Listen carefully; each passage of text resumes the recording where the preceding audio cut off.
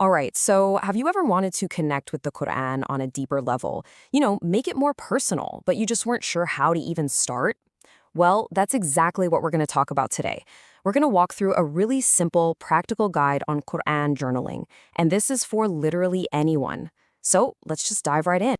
Okay, let's be honest. Does the whole idea of Quran journaling feel a little intimidating?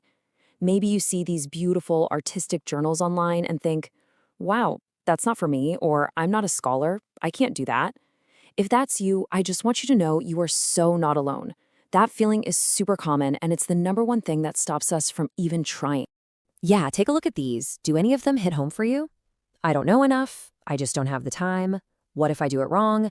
Or my personal favorite, I'll start when I'm more consistent, or I'll just wait for Ramadan. Sound familiar? These are those classic roadblocks, right? Those little voices in our head that are always telling us to wait for some perfect moment that, let's face it, probably isn't coming. But what if I told you these aren't even the real problem? Okay, so let's dig into that. What is the real reason we hesitate? Because a lot of the time, it's not actually about not having enough time or knowledge. It really comes down to a fundamental misunderstanding of what Quran journaling is even for, what its purpose is. And this right here is the idea that changes everything. Quran journaling is not about doing more. It's about doing less with presence. Let that sink in for a second.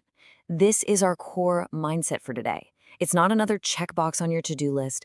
It's actually an invitation to do less, to slow down and just be present. So what do you actually need to get started? Look at this. It's so much simpler than we think. On the left, that's your toolkit. Any old journal, a Quran translation you like, some access to tafsir, and that's just the scholarly commentary that gives you context. You can find it online, a pen, and a willing heart. That's it. Look at what you don't need. Expensive stationery, calligraphy skills, big chunks of time, an advanced degree, none of that stuff. And that brings us to what I think is the most important, the most crucial mindset shift of all. It's this one idea that makes the whole thing actually work in real life. And it's all about choosing depth over speed. Yep, that's the secret. One verse. Just one. That's all you need. It's more than enough. See, the goal here isn't to speed read through a whole page or a whole surah. The real goal is to let one single verse get through to you. I mean, think about it. The Quran itself was revealed bit by bit, right? We can approach it the same way. So, at its heart, what is Quran journaling?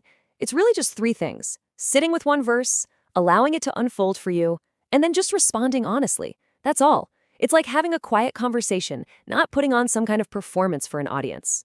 Okay, so we've got the mindset down. Now let's get super practical. How do you actually do it? I'm going to give you a simple 5-step process that you can use again and again. And the best part is it works whether you're on a spiritual high or, just trying to get through the day. So here's the whole process at a glance, and we'll break each one down. Step 1, choose a verse. Step 2, read the translation and a bit of tafsir. 3, reflect. 4, write your entry. And finally, step 5, set one small intention. See, it's a nice, clean, simple loop. All right, step 1, choosing a verse. The biggest piece of advice here is, please, do not overthink this. Seriously. You could just pick a verse you recited in Salah today. Or you could let your feelings guide you. Are you feeling anxious? Search for a verse about trust. Feeling guilty? Look for one about mercy. Or, hey, just start with the short surah you already love, like Al-Asr or Ad-Duha. Honestly, the right verse is usually the one that just kind of pops into your head and sticks. Now, step 2 is super important, but maybe not for the reason you think. When you read the translation and a little bit of tafsir, this isn't about turning into an Islamic scholar overnight. It's simply about orienting yourself. It's like checking a map before you start a journey.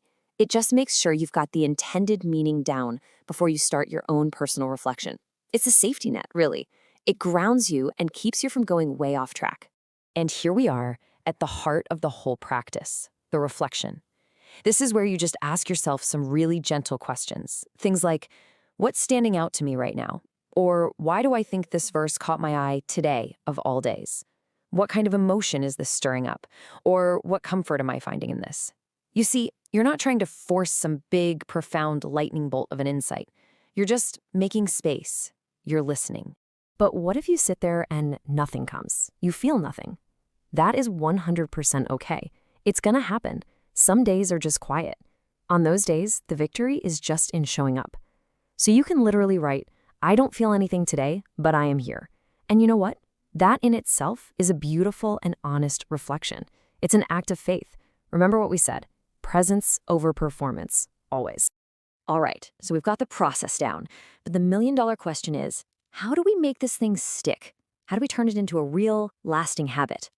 Well, the key is to start small, start now, and be really realistic about it. How much time do you need? Look at that, 10 to 15 minutes. That's it. We're not talking about blocking out an entire hour of your day. A couple of short, focused sessions a week is so much better and more sustainable than one giant marathon session once a month. It's all about that consistent, gentle connection. So let's talk about goals. An unhelpful goal sounds like this. I'm going to journal every single day. That just sets most of us up for failure, right? And then you feel guilty. A much more realistic and helpful goal is something like, okay, for this month, I'm going to aim for twice a week. See how that just takes all the pressure off? It's achievable, and you can always build up from there if you want to. Okay, and before we wrap up, let's just quickly go over some common mistakes to avoid. Think of these as little pro tips. First, don't skip the tafsir. It's what keeps you grounded. Second, don't just journal when you feel like it. It's a practice, not just a mood. Also, try not to turn it into an art project where the decorating becomes more important than the reflecting. And finally, please don't expect some huge earth-shattering insight every single time. Just showing up is the win. So where do you go from here? I want to give you a super simple action step for this week. Just try this. 1. Choose one verse. That's it, just one. 2. Spend 10 or 15 minutes with it. And 3. Write one honest entry. That's the whole assignment. You can totally do that. And I want to leave you with this final thought, because if you forget everything else, just remember this. Aim for presence, not for insights. The insights are a beautiful gift. They will come, but they aren't the goal. The goal is just to show up and be present with the words of God, because that is where everything begins.